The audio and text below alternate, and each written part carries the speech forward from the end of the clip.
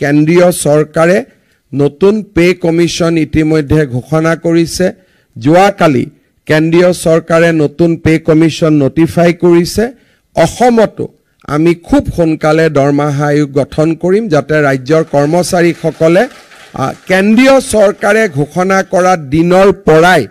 আমি যাতে পে কমিশনৰ সুবিধা পাব পাৰো আমি ইতিমধ্যে মই মুখ্য সচিবক যোৱাকালিয়ে কৈছো যে আমাৰ প্ৰিপাৰেচন কৰিবৰ কাৰণে মই কৰ্মচাৰীসকলকো অনুৰোধ কৰিম এছিএছৰ ইয়াত এছ'চিয়েশ্যন আছে শিক্ষকৰো আছে কৰ্মচাৰীও আছে সকলোৱে আছে আমাৰ পে কমিশনৰ টাৰ্মছ অফ ৰেফাৰেন্সৰ ওপৰত আপোনালোকৰ যদি কিবা পৰামৰ্শ আছে আমাৰ মুখ্য সচিবক অহা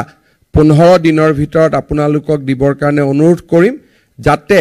টিঅআৰ খন আমি ভাল কৰি বনাব পাৰো টাৰ্মছ অফ ৰেফাৰেন্স খন আমি ভাল কৰি বনাব পাৰো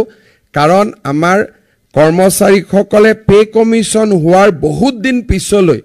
দাবীবোৰ আনি থাকে সেন্ট্ৰেল গভৰ্নমেন্টৰ নিয়ম হল যে পে কমিশনৰ যি হৈ গল তাৰ পিছত ইট ক্যানট বি ৰিঅপেন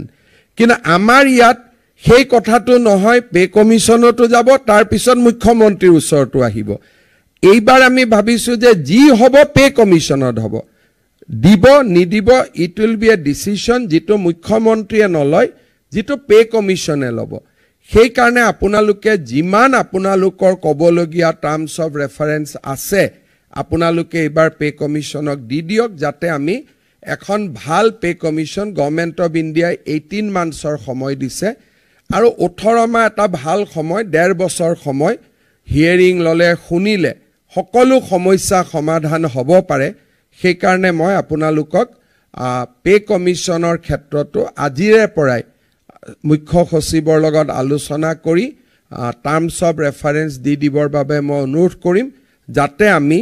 এই সমস্যাবিলাক এটা শৃংখলাবদ্ধভাৱে আমি সমাধান কৰিব পাৰো সকলোকে আকৌ এবাৰ অভিনন্দন জনাই মই মোৰ বক্তব্যৰ সামৰণি মাৰিছো ধন্যবাদ